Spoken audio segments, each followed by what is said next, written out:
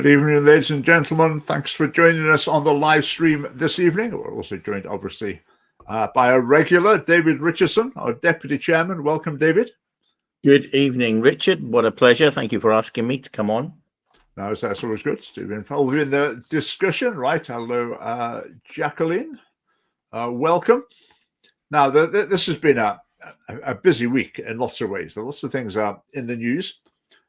And we're going to focus a lot on Tommy Robinson's event in London, his Unite the Kingdom rally. And our particular focus, not our only focus, but our particular focus is going to be where the speaker spoke about Christianity. Because it's quite interesting. If you watch the rally, lots of people holding crosses and talking about Christianity. But Dave and I are just going to have a look at some of the things that were said and see what we make of them. It's very much off the cuff. I've got some video clips from it. David's watched it as well. So we're not really pre-planned. So we'll see what we've made of different parts of it. And we'll talk a little bit about the other very sad news, of course, this week about Charlie Kirk's assassination. So we've got a few things that ties together with Tommy Robinson's rally a little bit as well. So we'll get onto those things very soon. But were you on holiday, did you say, earlier on today, David? Was that right? Yes, I am on holiday. Okay. Where are you? Jane and I are in Stratford. Down in Shakespeare country. So, yes. We've had a beautiful day down here, actually, very warm. Perhaps not like everyone back home in Scotland. But, yes, I'm on the kitchen table of our little Airbnb. So it's good to be here. Very good. Stratford, very cultured. Oh, you're a Shakespeare fan? No, I'm not. Not really. No, I don't know hardly any Shakespearean quotes. One or two perhaps, but no, I have done the old traipsing around we were in the church where he is buried allegedly today. So yes, and I bought couple of presents for people who I do know who do enjoy a little bit of Shakespeare. Yeah, I mean, just between you and me, I don't really get it either. No. Shakespeare. I mean, I did some at school with them. I've watched some since. I mean, sometimes I can sort of get into it and appreciate it, but it's not something I rush out to or go to watch. But that's just between you and me. I mean, we don't want to appear uncultured, do we? No, obviously. We don't. So I have paid a little bit of lip service to it today, but that's as far as it got. I didn't really get my heartbeat racing. Like my dear wife does. Right. Good evening, Kathy. Right. Let's go with our topics. Now, you might have watched a video I made earlier on this week, a couple of days ago, now about an absolutely appalling hit piece that the National published about Charlie Kirk. I mean, you expect it from the National. I mean, no sooner have I made this video, the Herald have now published one that's just as bad. I mean, totally ridiculous. The one in the Herald today says basically Charlie Kirk is the sort of person that influences boys at school to be badly behaved towards girls and female members of staff. I mean, it's totally mad. I mean, someone who would be very much very traditional values, really treating women with respect. I mean, if girls are in danger from boys, often it's because the boys are like porn-fueled sex maniacs. I mean, that's not exactly a great dynamic. But Charlie Kirk would be pulling in totally the opposite direction to that. But this article, this an education article, was saying that Charlie Kirk is the sort of person that inspires boys to misbehave at school. As though he's like a sort of Andrew Tate figure. I mean, it really is. It's quite remarkable. The other thing that made me think, reading this Herald article, is that that's what they think of us. That's what the Herald thinks of the Scottish Family Party. Yes. This is in the same sort of light. I haven't seen the Herald article. We're being down in England, but this has lifted the lid, I'm afraid, on some feelings that perhaps we weren't fully aware of. Regards to, in particular, evangelical Christianity, which Charlie Kirk was very unashamed of, the trio, the nastiness. Now, this isn't a distance. I have folk on my Facebook have posted appalling things, terrible things, shocking things. It's just wicked, to be quite frank. It really is. But taking things so willful, not just out of context, but just taking a little fragment of something and then building basically a lie on it. And it just seems routine. I think a lot of people just copy and paste it from someone else and then regurgitate it. But it really is. I was saying, from the national newspaper, I've been on the receiving end of the same sort of treatment. I'm from the Herald as well, where they try and make out you're saying things that you haven't actually said. But it is quite shocking to see. And again, and the Herald today, they can't distinguish between an Andrew Tate and a Charlie Kirk. An Andrew Tate who says, have sex with as many women as you can, because that's good fun, and get them to work as sex workers for you, trick them into working as sex workers, and then you can make a load of money, and that's what life's all about. And if you only have one woman, then you're a bit of a loser. If you're a real man, then you'll have lots of women. And if you're going to have children, they should be by lots of different women as well. That's Andrew Tate. Charlie Kirk, totally the opposite, a social conservative. Completely. And the Herald can't tell the difference.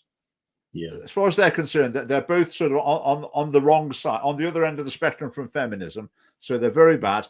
So they're causing radicalization of young boys in school.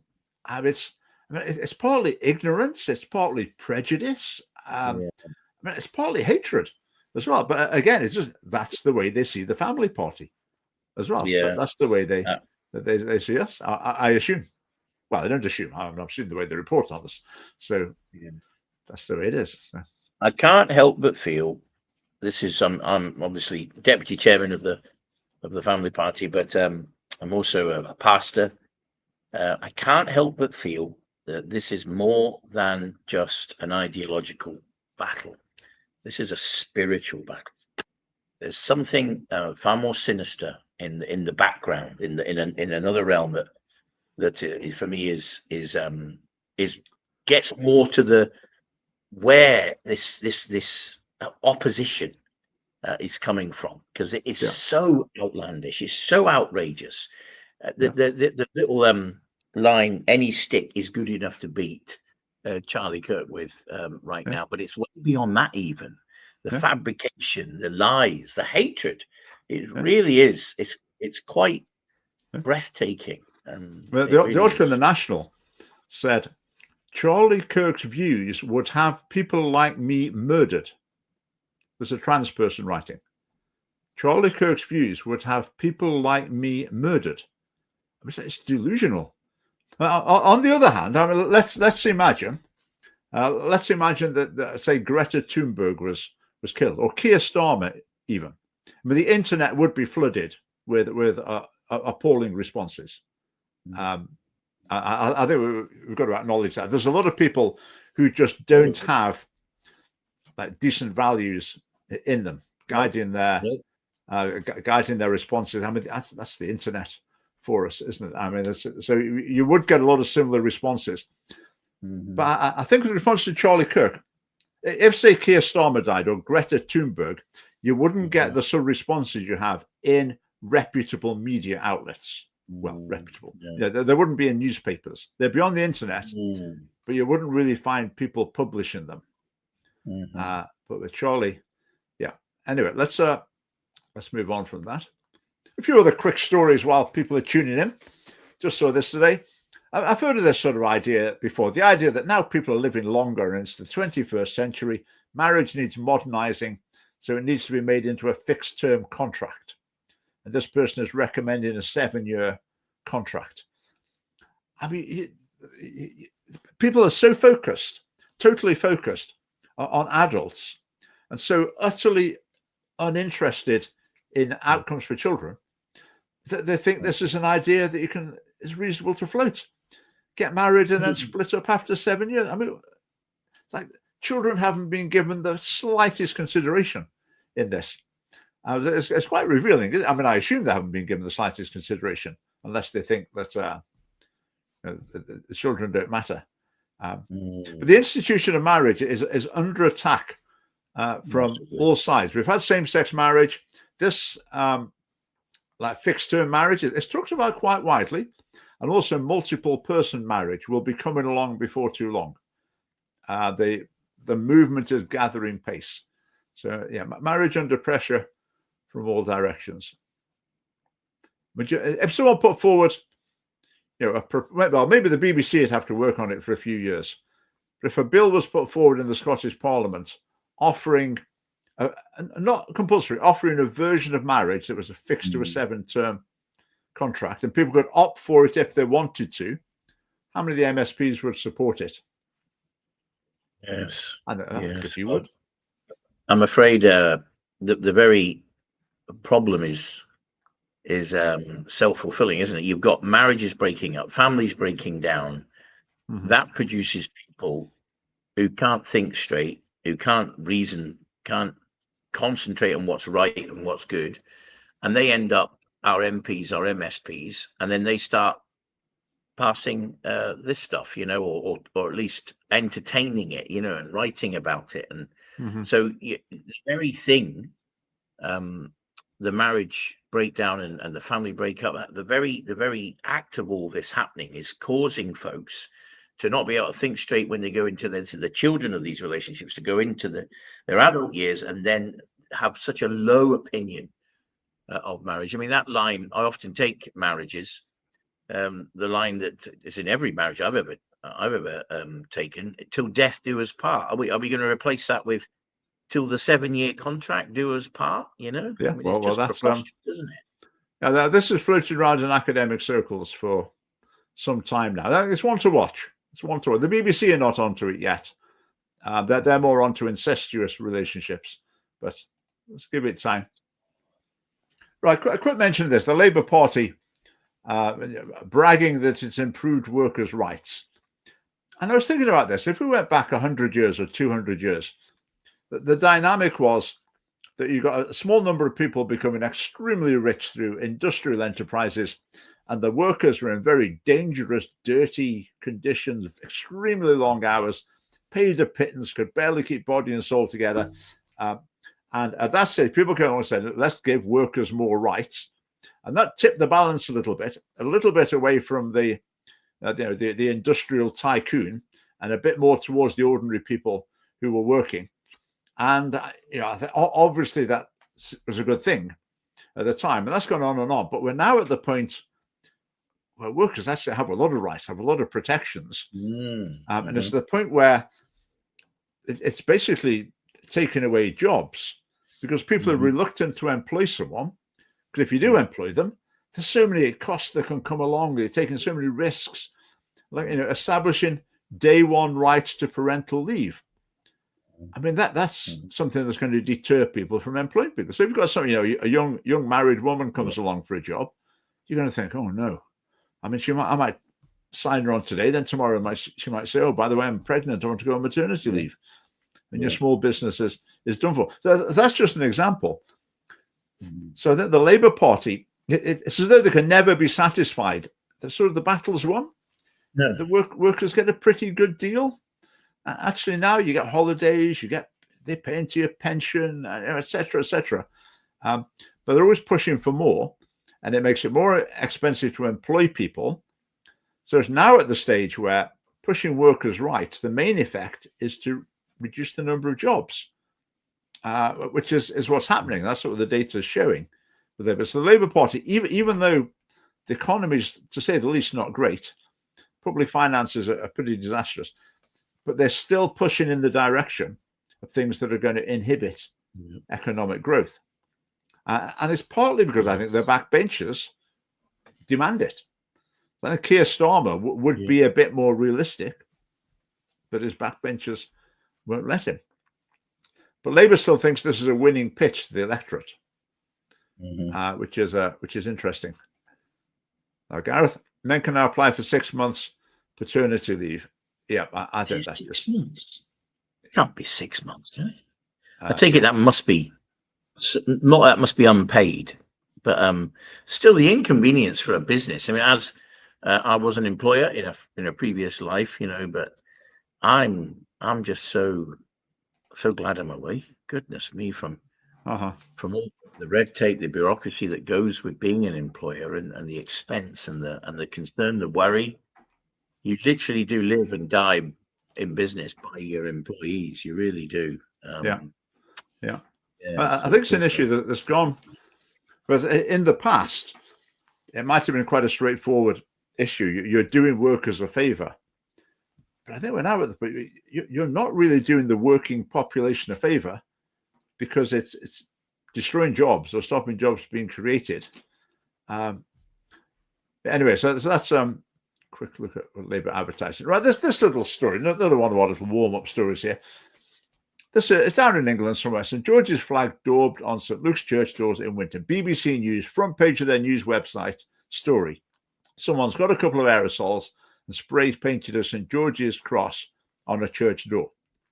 And the point I want to make here is that this shouldn't be a news story. If you've got an aerosol, a couple of aerosols, you should not have the capacity to create like the equivalent of a front page news story with the BBC. It's the same when you get people like, they go and put some bacon on the Moss doors and it's a front page news story. Or the Premiership football match the other day, someone shouts something racist from the crowd and the game gets stopped. I mean, this is handing massive power and giving massive attention to people you don't really want to give it to. It's like a hysterical response that something, it's some graffiti on your chair. I mean, if they'd have put on, I don't know, just some obscenity or something, then I assume it wouldn't have been a news story. But because, I just think it's asking for it and giving such prominence to this type of bad behavior. It's making it more and more attractive to people. Let's imagine the couple of lads who went and did that. But they're probably quite delighted. Have you seen it? Have you seen? Wow, from BBC News story. That was great. It's pointless. It's pointless, and there's not a news story. So, with it, David, do you agree?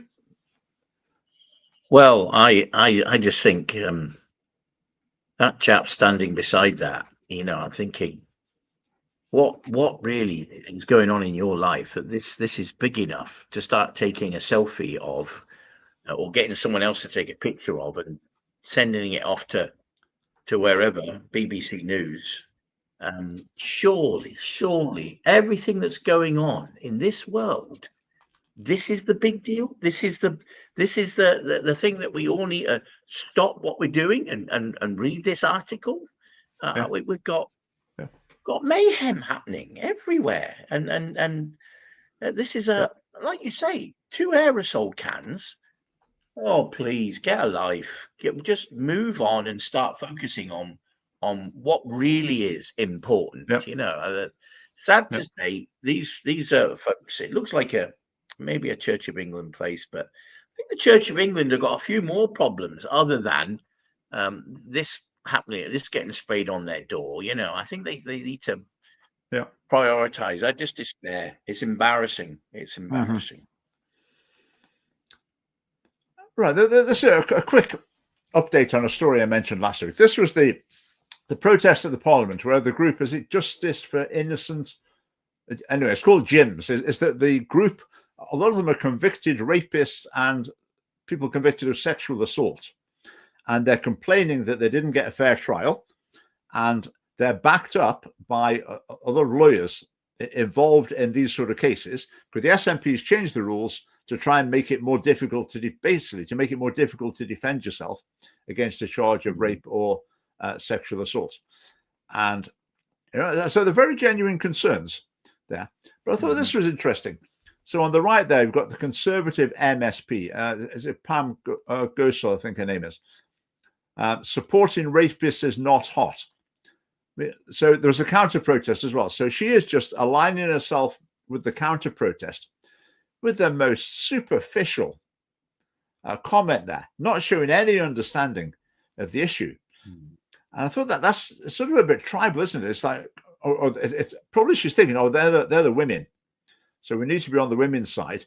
And the other side, the men, they're all convicted of sexual assault or rape. So they must be the bad people. I want to be on the side of the good people. But that's really unfair. That's very simplistic. You might have thought maybe the Conservatives could have been the grown-ups in this situation and come out and say, well, okay, there are some issues to look at here. So we'll look into them. We'll try and get to the bottom of this and see what's happening. But no, they just go what they think is going to be the popular line. Right. Right, we'll come on to that one. Right, let's go to London now, shall we? And let's take off that. Welcome, Phil. Evening, Phil. Good evening. There he is. Hello. We're just about to go to the Unite the Kingdom rally in London. Now, I've got some video clips from it, particularly focusing on points where people mention Christianity, Christian culture, or whatever. I think they're quite interesting. Before I talk about those, I'll give my overall take. I actually watched virtually the whole thing, a recording of what went on the stage. I would say my impression of the whole event, is it's really very far divorced from where 20 or 30 years ago you would see a far right, like anti-immigration rally, and it would basically look like it was like a bunch of thugs, and they'd be spoiling for a fight, and pretty unpleasant things being said. So I think the event on Saturday in London was very different from that. Yes. I think in terms of the people there, my impression from what I've seen people interviewed, probably a lot of the people would be sort of pretty mainstream, pretty decent people. That seemed to be my impression. But my focus is more on what went on on the stage. Now, Reform won't touch this. They won't interact with anything like this. They won't send in speakers. They won't associate with Tommy and Robinson. And I think they're right. I think it would have been, they're in the same situation we are when we were invited to take part in like an anti-immigration thing in Glasgow. The same sort of issues that no matter how sensible what you say, there's all sorts of other things being said as well, and it's a bit out of control. So the Reform Party conference, super controlled, super scripted, probably as it should be, as it needs to be. Tommy Robinson's thing, it's the Wild West. You've got all sorts of things going on. So before the other thing as well is there's just a lot of mention about Christian culture, as Islam, etc., Christian values. So we'll come to that. Any other comments about the event? So I haven't seen things from the stage. I've just seen the crowd, and I've spoken to a person who went along to it. So I joined a prayer call, and somebody had been along to it, and they said they had a good time, and they met many Christians there, and that people were nice and well mannered, and they went expecting that there might be some trouble, and they'd gone to kind of pray, but they said it was good natured, and it was So there's a bit of trouble, but I think that can't be taken as representative of the whole thing. I mean, what I would say, just from looking at the crowd, it made me think this is where the movement is.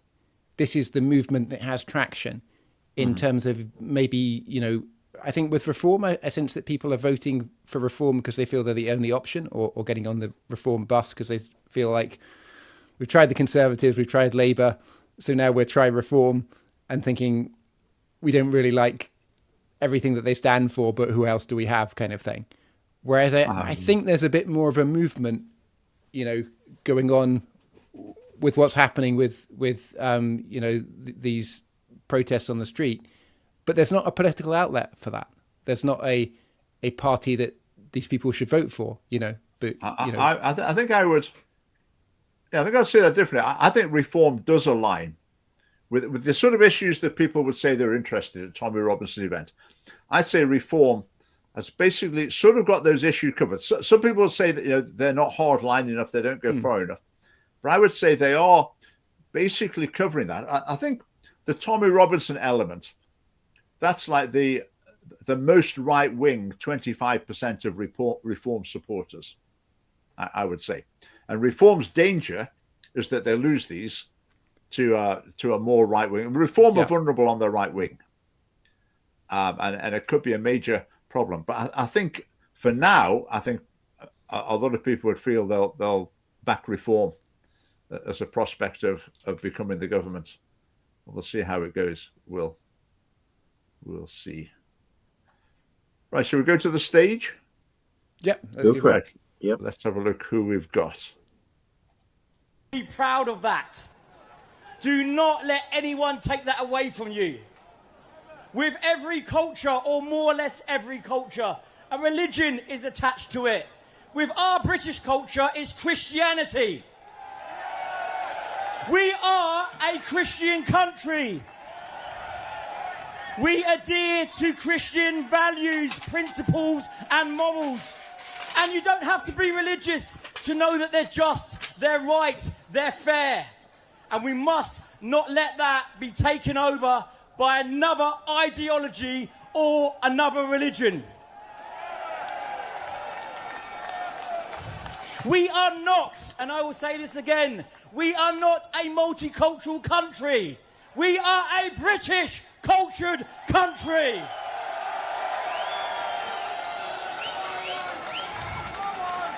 With a multicultural society.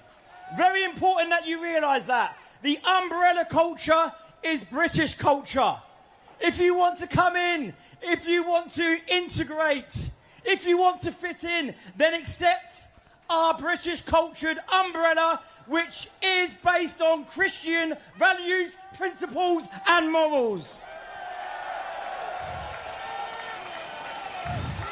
For too long, it's been taken away from us. It's like death by 1,000 cuts. Who remembers back at school when you sat down in assembly and you got your hymn book out and you started singing off the hymn book? When a night one is Spurs, keep oil in my lamp. I didn't know what I was singing about, but I knew it brought us together. I knew it was establishing that British identity in us. And that's very important. That's been taken out of our schools. Christmas. We can't even fucking celebrate Christmas nowadays without offending someone. Christmas is our Christian values, morals, and identity. Celebrate it with pride. Right, any thoughts about that? Slightly mixed on it, but like it started well, I felt. Wasn't so keen on the swearing, and the association between, because we're British, we're kind of Christian. I don't like that so much in terms of, you know, I don't like in Islam that you're born a Muslim kind of thing.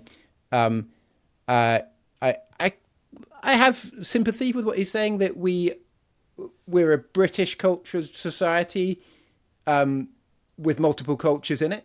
You know, that there's an overriding culture and things like that. I could kind of go along with that. I didn't at first like the expression, but I think I can agree a fair amount with that sentiment that Britain needs its own culture, and that's something that should be at the centre of immigration. Basically, is that what is it that we're trying to maintain, so that we know what we're letting in and what we're keeping out, kind of thing. David, you're biting your lips. What are you thinking? No, I think the chap was spot on in saying that we've lost our way because we've lost our Christian culture. Maybe he didn't put it exactly like that, but I'm hoping that's what he bluntly meant. And yeah, and I can't agree more. You can trace back our Britain's demise to its loss of the love of God's word, the Bible, and to its Christian culture. We've turned our back on. I mean, he was mentioning when the night one is Spurs. I remember that hymn getting sung. You know, my primary school, we sang hymns and we prayed. So just 2 generations ago, when I was 10, 11, 9, and now I'm 56. That's all gone. It's amazing. A lot of people I meet blame God, but we kick God out of schools, and we're in the process of kicking God out the church just now. Okay. Yeah. How bad we're at. So we've kicked him out. We've kicked his book out, and we have the cheek to blame him. So No, I think it needs a blunt appraisal, which is we've lost our way because we lost the Christian culture. But the only way you can get that back is if you become Christian again, and it's obvious. Although there's this hankering for the good old Christian days, there's not the reality of that life-changing event that comes with becoming a believer in Christ. I think there's something of, in politics and movements, who is the person who is expressing the thing that resonates with people, and I think that you're seeing that with this rally and with Tommy Robinson and things like that for some reason, what he's saying in the way that he's saying it is the kind of biggest movement that we're seeing in Great Britain at the moment, in terms of the mass, I'd say on one side there's the Free Palestine movement, which has obviously got a lot of energy behind it, and then on the other side I'd say these are the two things where I see, that lots of people are rallying and are passionate, kind of thing, and so I think I was kind of, when I looked at Charlie Kirk and listened to a lot of his stuff this week, interestingly, before he was shot, I just listened to his debate. I can't remember if it was Oxford or Cambridge. Oh, yeah. And so I listened to that like a day before. He hadn't been massively on my radar. Like, I knew who he was and maybe listened to the occasional thing from him, but I listened to this full debate. And then like a day or two later, he was shot. And, then I've listened to more of his material. He speaks on lots of the subjects we speak on, and he's good on some of our core subjects, like pro-life and things like that. Different note on the guns to us, but on lots of these Christian issues, and then alongside the public debating he does, he has like a Christian meeting, which is just like a gospel-centered thing that he does, where he says, we have our MAGA stuff, but tonight is all about Jesus Christ, and I was impressed by that. His message, I thought, was very clear and very straightforward gospel message, and I found it so interesting that he was riding a social movement of people that wanted to see change, and then on the side of that, he could have a movement that was basically saying, Jesus is the answer. He's the one that can show us how to live our lives, and all of this goes back to him, kind of thing. So I was inspired by that kind of way of doing things. I don't think it's even Christ at the side either. I think it's his main thrust was Christ. Yes, I'm saying his main thrust is, but I'm not saying that MAGA's main thrust is Christ. I think MAGA is quite a broad group of people who are fed up with what's been happening in America. Yes. And I think I see the same thing in Great Britain, where there's a very broad group of people who are fed up, and they express it in different ways, some of which would resonate us as Christians and some of it wouldn't. But Charlie was riding a movement a bit like that in the United States to a positive effect, where he was directing people who were frustrated to Christ. And I like that. Yeah.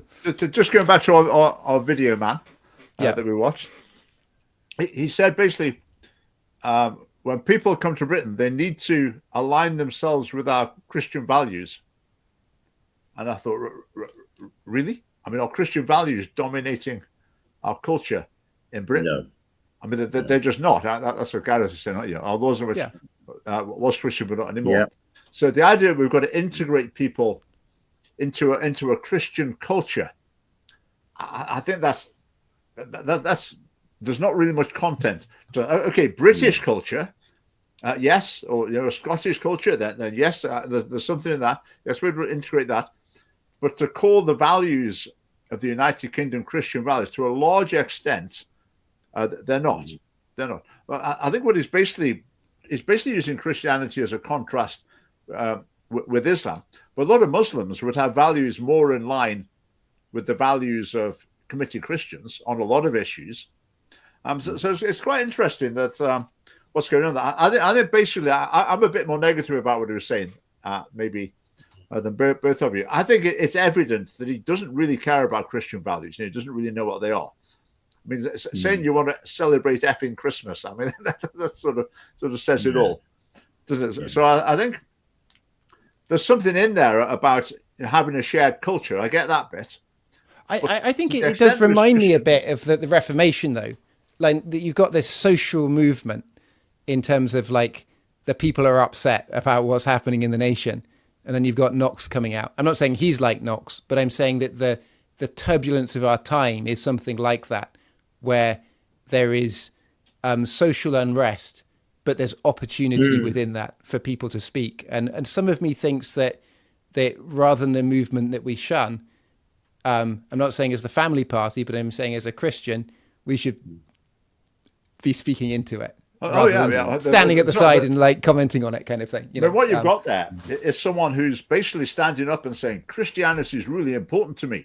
These Christian values. I mean, it's almost surely someone who wants to be a Christian, wants to call himself a Christian. So surely someone like that is more open to hearing about what it's actually all about and becoming a Christian. And within that movement, there must be so many people who are wide open. You know, is it possible to do what Charlie Kirk has been doing, to have a very acute and zealous interest in politics, but be able to have Christ and have Christianity as a way, as the prism that you look through to be able to offer what Christianity has and how it can affect the politics of our day. Could we see that happen in the UK? What Charlie Kirk somehow has done? What do you think? I think the difference here is that the UK, the right wing in America, is a very decent proportion of it is Christians, Catholics and evangelical Christians, and that molds their values. So that's why, like, being pro-life, the Republican Party is sort of generally pretty pro-life, and it can do that because there are far more people who are Christians in America. So what happens in Britain? You have far fewer Christians involved in politics, and also they look at the opinion polls, and it shows them that there's not widespread support for some of these. So it's a very different context. Well, I think the Charlie Kirk thing has boiled over here a bit, you know, in terms of like, my wife's saying that's what people are talking about her work. It was 24-hour coverage on the BBC. I went to walk the dog, and there's, you know, a group of dog walkers that go up every Saturday. I'm not part of the group, but when I go up there, they're all talking about Charlie Kirk and the dad handing his son over, and then somebody saying something about communists, and you know, and so, you know, and my wife's been watching lots of his videos, and I think that people are saying, who is this person, and what did he stand for? And he's got a lot of material that people can dig into, you know. So I think that's the great thing, isn't it? That's the great thing, because people can spew what they like, but an awful lot of people are going to think, well, what you do nowadays, you go to YouTube and you watch the bloke. And they'll be watching and think, that makes sense. And I totally agree. Anyway, shall we go on to our next video? Let's see who we hang on. Right, here we go.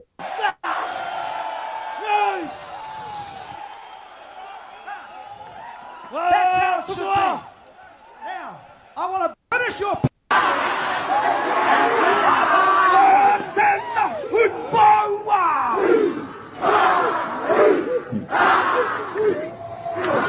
We bind up and we break the power of Islam in our country in the name of Jesus. We destroy the spirit.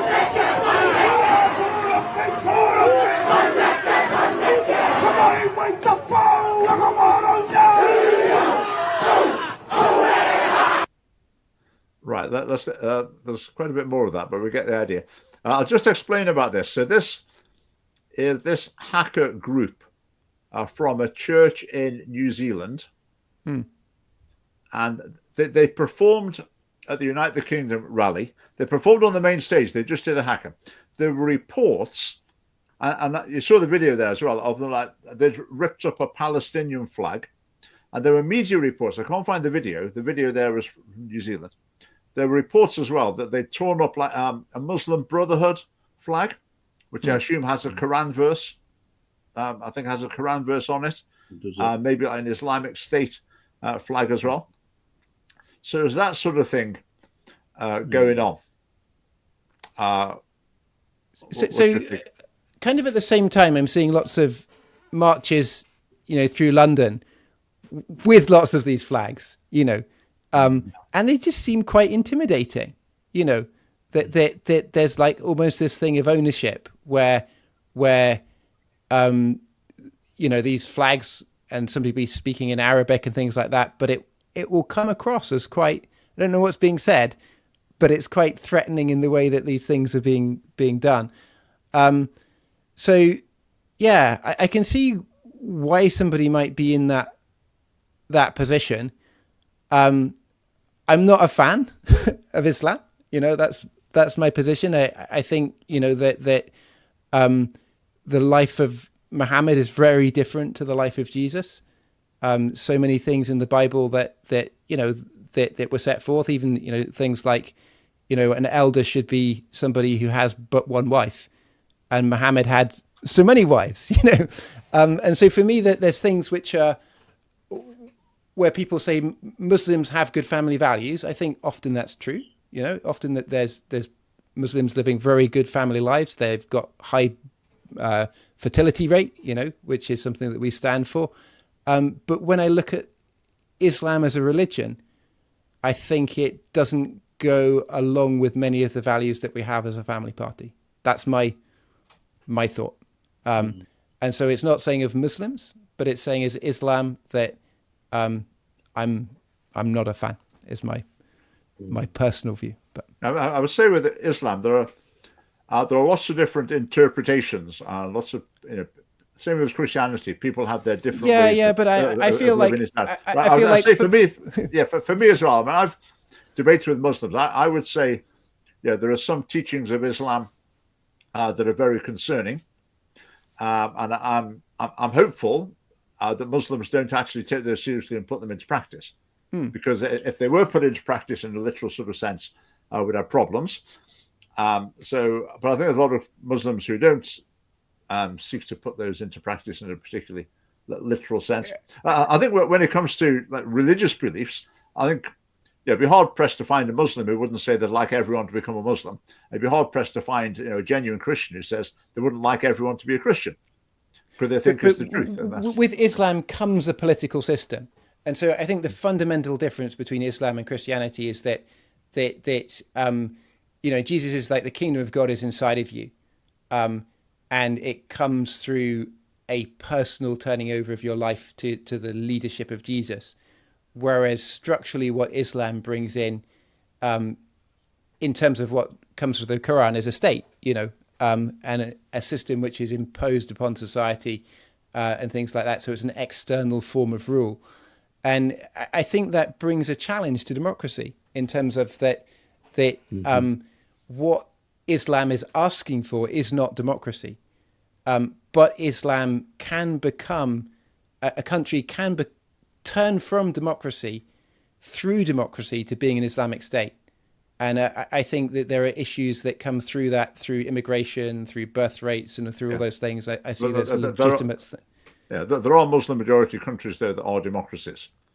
It's not the norm, but there are cases. But there are ones which have been democracies and have become, Islamic states, basically. Here's a fundamental question: Why are so many Islamists coming to this country? Because Islam hasn't worked in the country they were in. Islam has made their country corrupt. Islam has made their country thoroughly unlivable in. So quick, let's go to Britain, where it's a Christian country and will be accepted and will be given... I don't think we're a Christian country at the moment, really. I think that there's a lot of remnants of our Christian culture that still exist today. Sad to say, a lot of it from a societal point of view have gone, but there's a fairness, there's a there's still feelings and experiences of the Reformation that exist to today.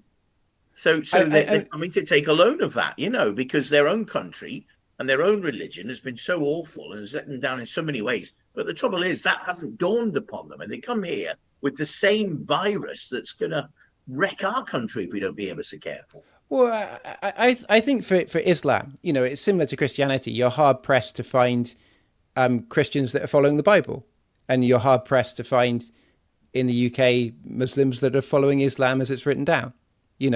And for me, I think for Christians, it's kind of a bad thing that more Christians aren't following the Bible, and the Bible is like the teaching is hard to follow. Jesus says, unless you lay down your life, you're not worthy of me, kind of thing. Unless you give everything you have, and so it's hard to find those kind of people. But I think the Muslim who is in the position of saying, I'm giving everything to what's written in the Quran, it worries me a lot. Whereas the person who followed exactly what Jesus did, I think would be good, and so that's my... Just go back to the reason for Muslims moving. There's some, like Saudi Arabia. There are not many Muslims coming to Britain from Saudi Arabia because it's a very wealthy country. Yeah. Generally speaking, Muslim countries that are wealthy, it tends to be oil money. Yep. There's Christian majority countries that are in as much of an economic sort of muddle as a lot of Muslim countries. I think with the UK, I think the main reason people in general want to move to the UK from poorer countries is just because it's a richer country. Yeah. You can earn 5 times as much money, 10 times as much money. And I think... And political stability as well.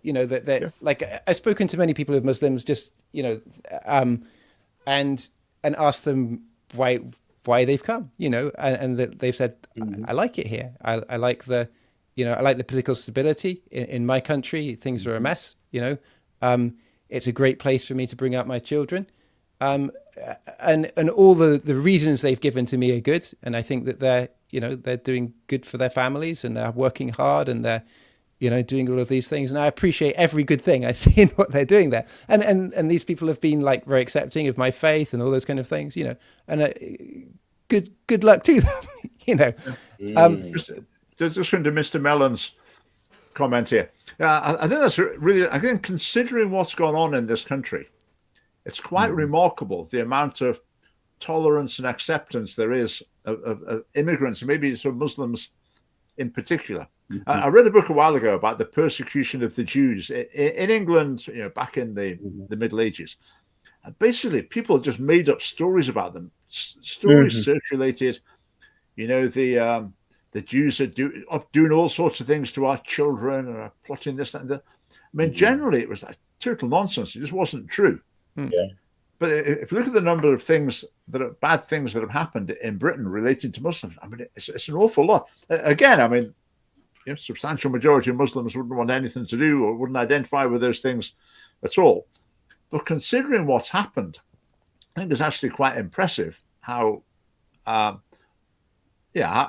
civil things are, because it could have gone So what would worry me basically was that, that if we imported preachers who radicalized Muslims, and even with like Hamza Yusuf saying we need to get people from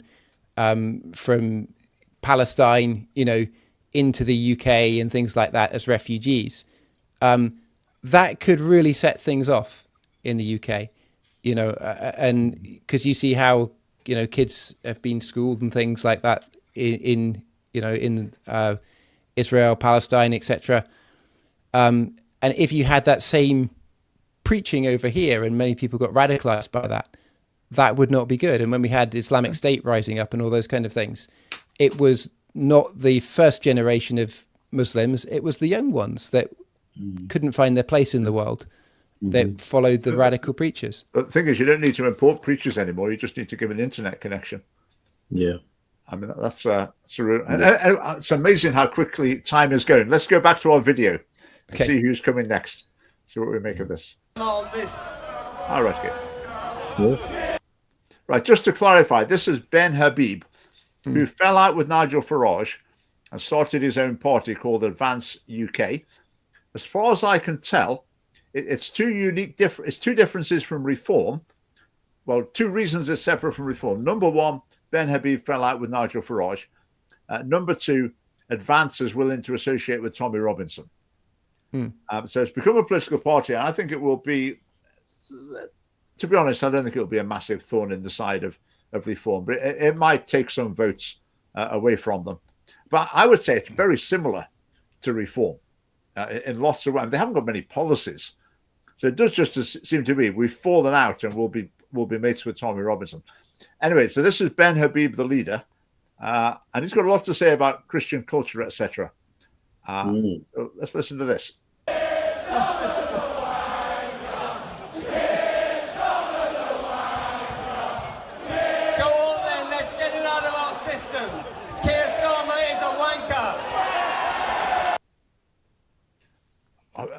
What a blunder.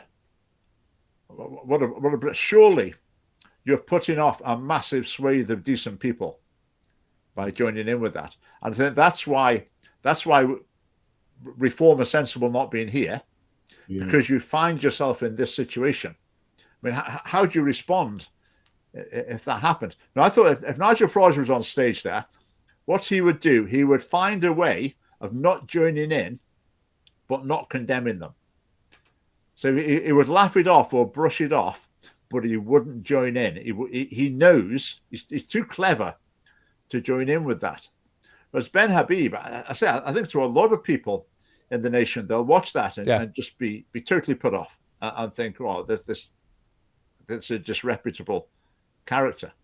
What do you think? So just presenting yourself as Christian or those kind of things, and then like coming out of foul language is not good. It's that challenge of people using Christianity, I think, as something nostalgic. And then trying to say, I think some of the problem is sometimes that people might feel threatened by Islam and say Christianity is the antidote to Islam, basically.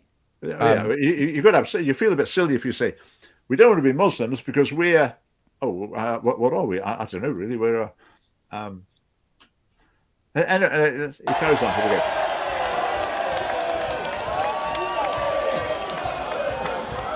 We stand for. Let me tell you what we stand for. We stand for the nation state of United Kingdom of Great Britain and Northern Ireland.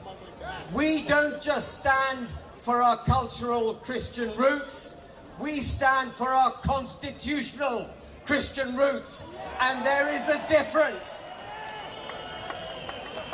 People talk about our culture being Christian. They've forgotten that we are constitutionally Christian. What do you think these flags represent? They represent various saints of our country. They are Christian flags. Our national anthem is a Christian hymn. We must not forget this. We, in Advance UK, will stand for the nation state and our Christian cultural and constitutional roots. I just want to be there and preach the gospel, I think, for that crowd. It's like... It's not funny, but it's like he's saying, it's not just cultural. We really get the heart of it. It's constitutional as well. I mean, anyone who is a Christian will be listening to that thinking, what are you talking about? You're just totally missing the point. Yeah. But his pitch is to people who want to be, they want to bring Christian identity somewhere into the politics, which is probably a lot of the people there in the audience.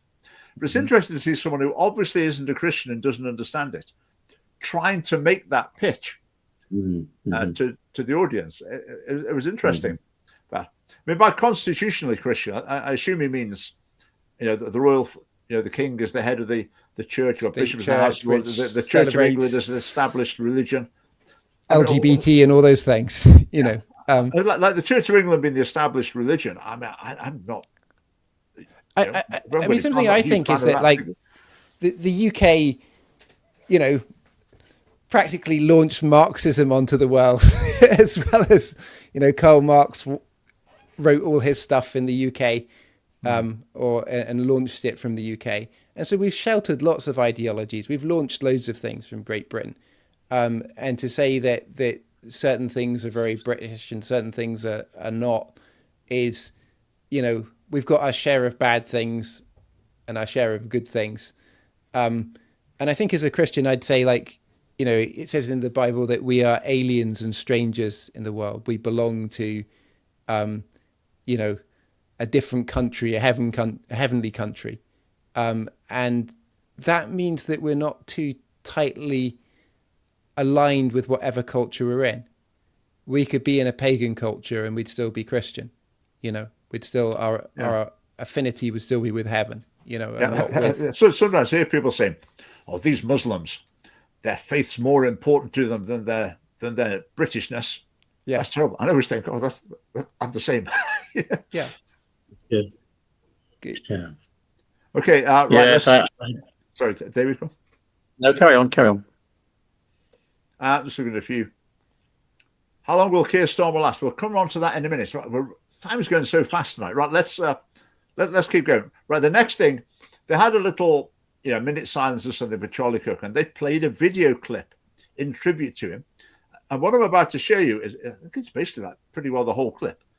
I mean, whoever chose this, I do not know, but it's amazing.